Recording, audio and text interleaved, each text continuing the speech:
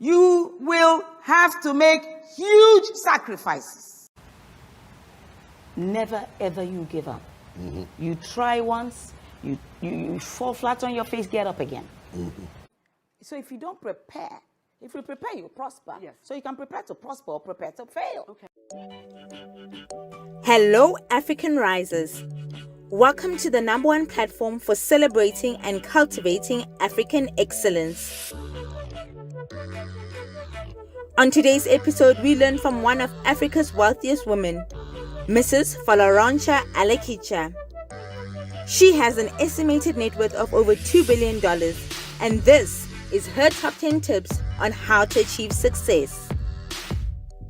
Number 1, know your purpose in life. It's true.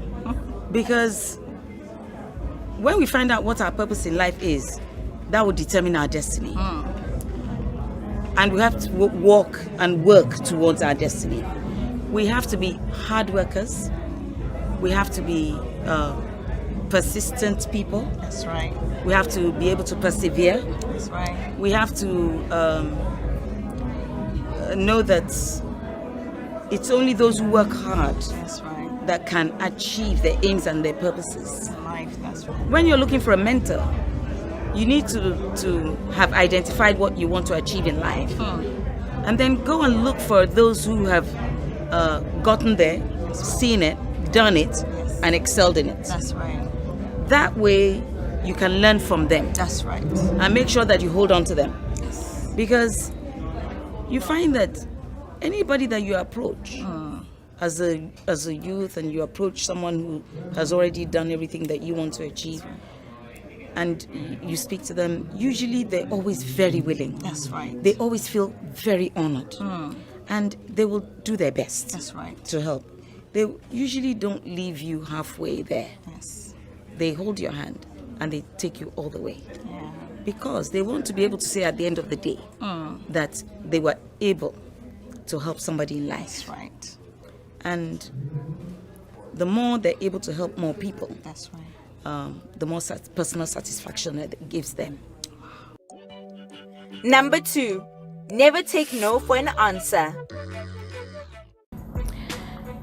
Never take no for an answer. I didn't take no for an answer. I never will take no for an answer. And for me, there's no such word as can't. One of the very first things that one should do is always to ask God first. To ask God where He wants you to be. What He has planned for your destiny. And I believe that if you do that, against all odds, no matter what may be thrown at you, you will still be standing the way I'm standing today. Number 3, get yourself geared up. My education, as far as going to school every day is concerned, ended up with my diploma in the secretarial course.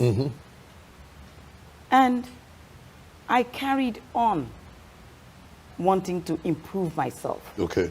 Especially when I came into the oil industry. Right. Because I was a totally new level. Right. And you need to get yourself geared up for something you're getting yourself into. Otherwise, you'll fall flat on your face. Information is knowledge. Knowledge is important, and it is wealth.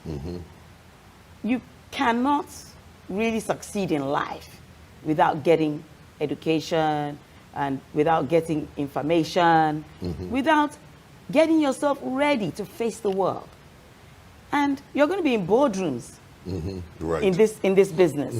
So you better be able to say the right things, using the right language, Right. so that it won't seem as if, okay, she's a pretty face, but what's she doing here? Right. You gonna... Number 4, be focused. One of the ways was by being determined to succeed and to excel in whatever it is that I decide to do. One of the ways was to be focused. And I had decided on what I wanted to do, and that was to be a businesswoman. and I intended to do a good job of it. I knew that the best way to go was not by paid employment to be able to get into business. So I moved out of paid employment. Number 5, you will have to make sacrifices. You will have to make huge sacrifices. On many occasions, you'll have to make sacrifices.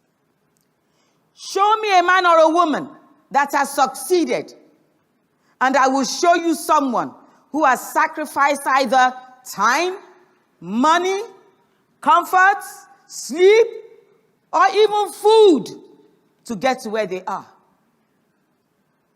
They fasted. Jesus fasted 40 days and 40 nights to launch into his ministry. He also paid the ultimate price, that ultimate sacrifice, to receive the glory that was before him. Mandela spent 27 years in jail before he became the first black president of South Africa.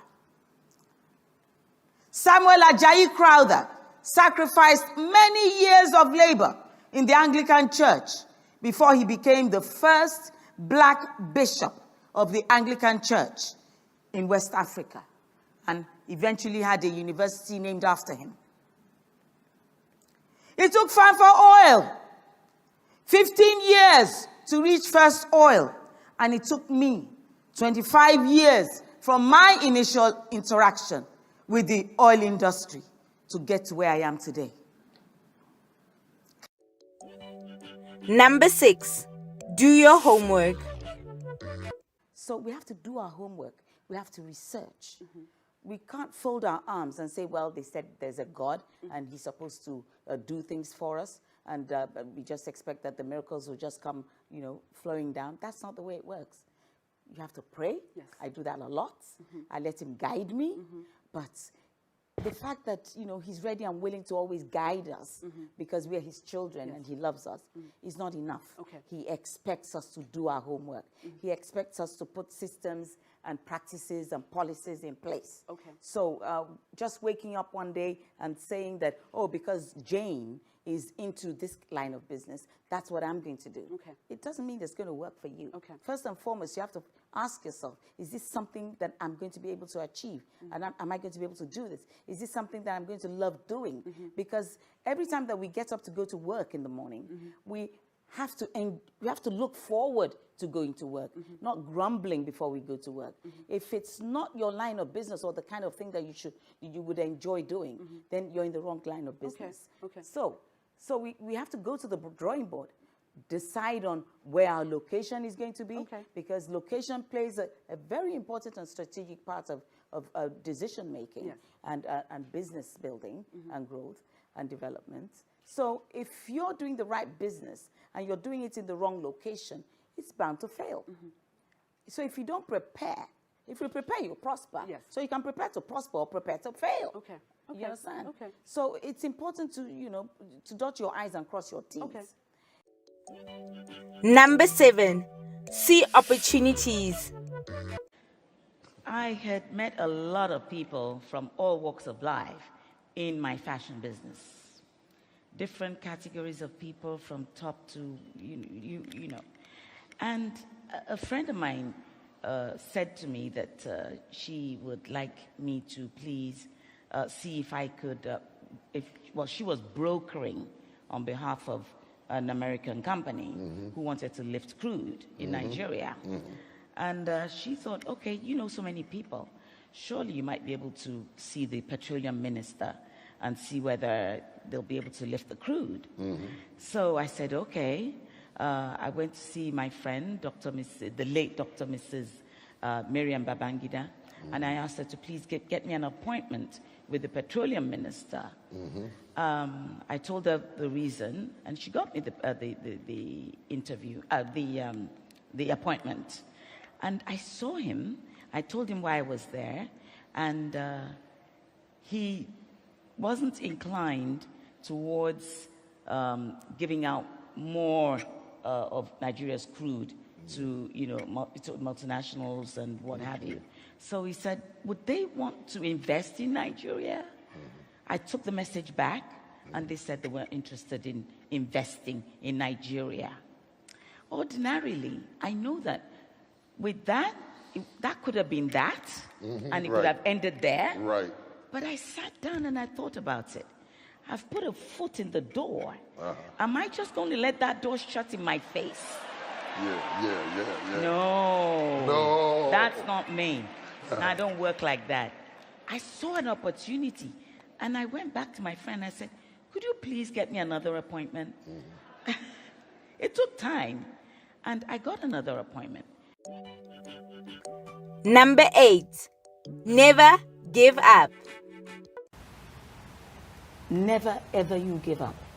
You try once, you fall flat on your face, get up again. And I keep telling them that, listen, Thomas Edison, he tried 1,000 times before he could commercialize the light bulb. That's what we're all enjoying, the electricity, right. Including that light that we're, right, exactly. that's in our faces right now. So never, the fact that you failed in something doesn't mean that you failed forever. Keep on trying. Do not give up. That's and incredible. don't accept no for an answer. Number 9, whatever is worth doing well. That's right. So that's how I got into fashion. I didn't just go into it with my eyes closed. I decided, because my motto is whatever is worth doing at all is worth doing well, I decided to go back to England. That was the 3rd time to now go and study fashion design and do it properly. So when I came back from doing that, I then set up my fashion label, which was then called Supreme Stitches. And the rest is history. Number 10, believe in yourself. Believe in yourself. Because if you don't believe in yourself, who's going to believe in you? In order to succeed in life, you need to believe in God's ability within you and also believe in yourself. When some people refer to me as an ordinary fashion designer who was given an oil block, I didn't let that deter me. I didn't let it debar me. I didn't let it deny me. I didn't let it delay me. Even though the terrain was unfamiliar and so many words and terms were new to me, I kept on learning. I asked questions. I read many materials about the oil industry. And I attended many meetings related to our project and to the oil and gas industry. And I kept on at it. As I grew in knowledge, I became more confident. Therefore, when you aspire, I beg of you, believe in you. And there you have Mrs. Folorunsho Alakija's top 10 tips on how to achieve billion-dollar status. Thank you for watching, and please remember to subscribe to our channel and comment below on your favorite tip. Remember to follow us on our Instagram page and continue to spread the spirit of excellence. See you next time on African Rises.